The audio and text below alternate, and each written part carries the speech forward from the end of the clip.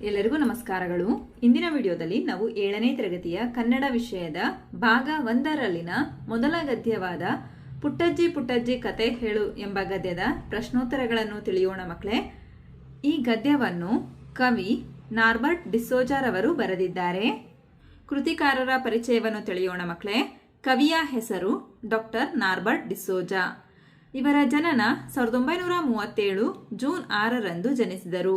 ಇವರು ಬರೆದಂತಹ ಕಾದಂಬರಿಗಳು ಕಾಡಿನ ಬೆಂಕಿ ಮತ್ತು ದ್ವೀಪ, ರಜತ ಕಮಲ, ಸ್ವರ್ಣಕಮಲ, ಬಳುವಳಿ, ಮುಳುಗಡೆಯ ಊರಿಗೆ ಬಂದವರು.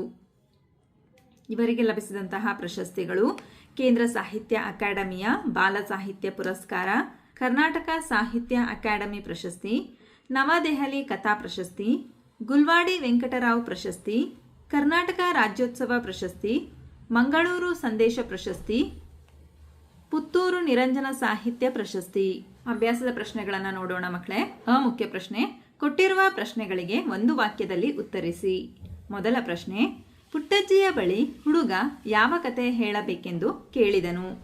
ಉತ್ತರ: ಪುಟ್ಟಜ್ಜಿಯ ಬಳಿ ಹುಡುಗ ಹಾಡ್ಗತೆ ಹೇಳಬೇಕೆಂದು ಕೇಳಿದನು. ಪ್ರಶ್ನೆ 2: ಯುವಕ ಮನೆಯ ಮುಂದೆ ಏನು ಮಾಡಿದನು? ಉತ್ತರ: ಯುವಕ ಮನೆಯ ಮುಂದೆ ತೋಟ ಮಾಡಿದನು. ಪ್ರಶ್ನೆ 3: ಜಿಂಕೆಯ ಕುತ್ತಿಗೆಯಲ್ಲಿ ಏನಿತ್ತು? ಉತ್ತರ: ಜಿಂಕೆಯ ಕುತ್ತಿಗೆಯಲ್ಲಿ ಒಂದು ಗೆಜ್ಜೆ ಇತ್ತು. ಪ್ರಶ್ನೆ 4: ಹುಲಿ ಸೋತು ಏನು ಮಾಡಿತು? ಉತ್ತರ: ಹುಲಿ ಸೋತು ಪಲಾಯನ ಮಾಡಿತು. ಪ್ರಶ್ನೆ 5: ಯುವತಿ ಕರೆದುಕೊಂಡು ಹೋಗುತ್ತೇನೆ ಎಂದಾಗ ಚುಕ್ಕಿ ಏನು ಮಾಡಿತು? ಉತ್ತರ: ಯುವತಿ ಕರೆದುಕೊಂಡು ಹೋಗುತ್ತೇನೆ ಎಂದಾಗ ಚುಕ್ಕಿಯು ಆ ಯುವಕನ ಮನೆಯೊಳಗೆ ಅವಿತುಕೊಂಡಿತು. ಪ್ರಶ್ನೆ 6: ಹಳ್ಳದ ದಂಡೆಯ ಮೇಲಿನ ಊರು ಏನಾಯಿತು? ಉತ್ತರ: ಹಳ್ಳದ ದಂಡೆಯ ಮೇಲಿನ ಊರು ಬೆಳೆಯಿತು. ಮುಖ್ಯ ಪ್ರಶ್ನೆ: ಕೊಟ್ಟಿರುವ ಪ್ರಶ್ನೆಗಳಿಗೆ 2-3 ವಾಕ್ಯಗಳಲ್ಲಿ ಉತ್ತರಿಸಿ. ಮೊದಲ ಪ್ರಶ್ನೆ: ಹಳ್ಳ ಹರಿದು ಊರ ಜನರನ್ನು ಏನು ಮಾಡಿದೆ?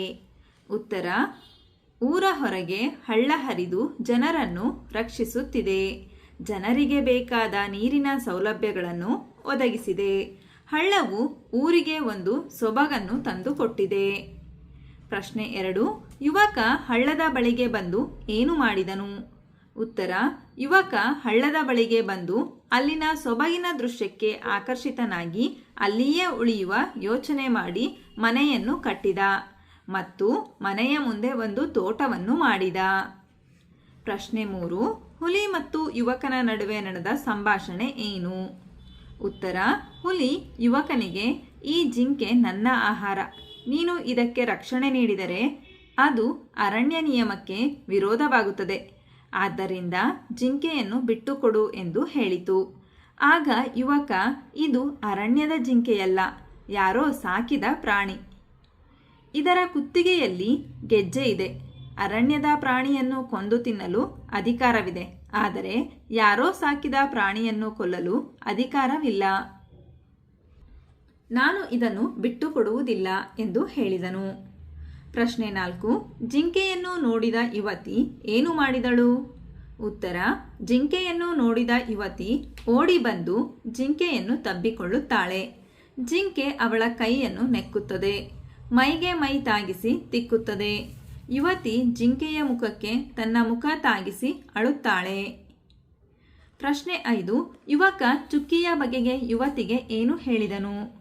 ಉತ್ತರ: ಯುವಕ ತಾನು ಚುಕ್ಕಿಯನ್ನು ಹುಲಿಯಿಂದ ಉಳಿಸಿದ ಕಥೆಯನ್ನು ಯುವತಿಗೆ ಹೇಳಿದನು. ಹುಲಿಗೂ ತನಗೂ ಆದ ಹೋರಾಟದಲ್ಲಿ ತನಗಾದ ಗಾಯಗಳನ್ನು ತೋರಿಸಿದ. ಚುಕ್ಕಿ ಮದ್ದು ಮಾಡಿ ಉಪಚರಿಸಿದ ರೀತಿಯನ್ನು ಹೇಳಿದನು. ನಂತರ ಈ ಮುಖ್ಯ ಪ್ರಶ್ನೆ: ಈ ವಾಕ್ಯಗಳನ್ನು ಯಾರು ಯಾರಿಗೆ ಹೇಳಿದರು ಎಂಬುದನ್ನು ಬರೆಯಿರಿ. ಮೊದಲ ವಾಕ್ಯ: ಯಾವುದಾದರೊಂದು ಹಾಡ್ಗತೆ ಹೇಳು. ಉತ್ತರ: ಈ ವಾಕ್ಯವನ್ನು ಹುಡುಗ ಪುಟ್ಟಜ್ಜಿಗೆ ಹೇಳಿದನು. ಎರಡನೆಯ ವಾಕ್ಯ: ಏ ಯುವಕ, ಈ ಜಿಂಕೆ ನನ್ನ ಆಹಾರ. ಈ ವಾಕ್ಯವನ್ನು ಹುಲಿ ಯುವಕನಿಗೆ ಹೇಳಿತು. ನಂತರ ಮೂರನೆಯ ವಾಕ್ಯ: ಇದು ನಾವು ಸಾಕಿಕೊಂಡ ಜಿಂಕೆ. ಉತ್ತರ: ಈ ವಾಕ್ಯವನ್ನು ಯುವತಿಯು ಯುವಕನಿಗೆ ಹೇಳಿದಳು. ನಾಲ್ಕನೆಯ ವಾಕ್ಯ: ನಾನು ಚುಕ್ಕಿಯನ್ನು ಬಿಟ್ಟು ಇರಲಾರೆ. ಈ ವಾಕ್ಯವನ್ನು ಯುವತಿಯು ಯುವಕನಿಗೆ ಹೇಳಿದಳು. ಈ ಮುಖ್ಯ ಪ್ರಶ್ನೆ, ಕೆಳಗೆ ನೀಡಿರುವ ಸೂಚನೆಯಂತೆ ಉತ್ತರ ಬರೆಯಿರಿ. ಮೊದಲ ಪ್ರಶ್ನೆ, ಈ ಪಾಠದಲ್ಲಿ ಬಂದಿರುವ ಪ್ರಾಣಿಗಳ ಹೆಸರನ್ನು ಪಟ್ಟಿ ಮಾಡಿ. ಮಕ್ಕಳೇ, ಈ ಪಾಠದಲ್ಲಿ ಯಾವ ಪ್ರಾಣಿಗಳ ಹೆಸರು ಬಂದಿದೆ ಅಂತ ಗೊತ್ತಿದೆ ಅಲ್ವಾ?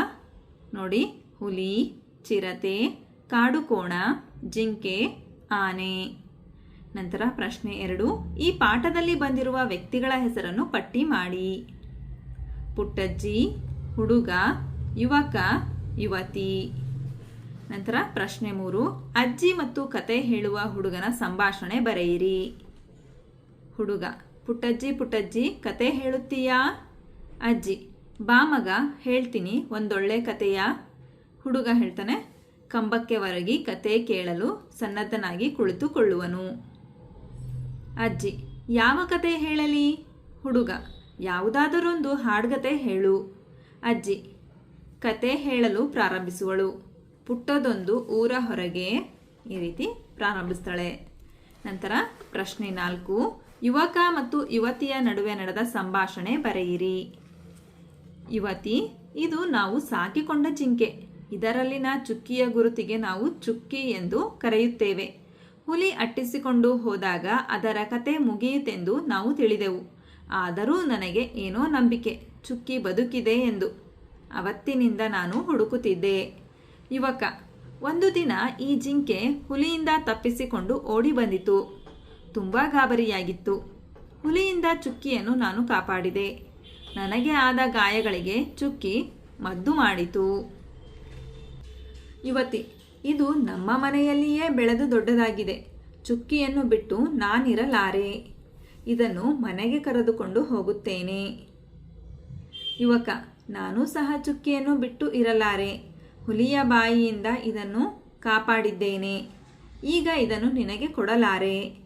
ಯುವತಿ: ಹಾಗಾದರೆ ನಾನು ಇಲ್ಲಿಯೇ ಇರುತ್ತೇನೆ ಎಂದು ಮನೆಯೊಳಗೆ ಹೋಗಿ ಚುಕ್ಕಿಯನ್ನು ಅಪ್ಪಿಕೊಂಡಳು.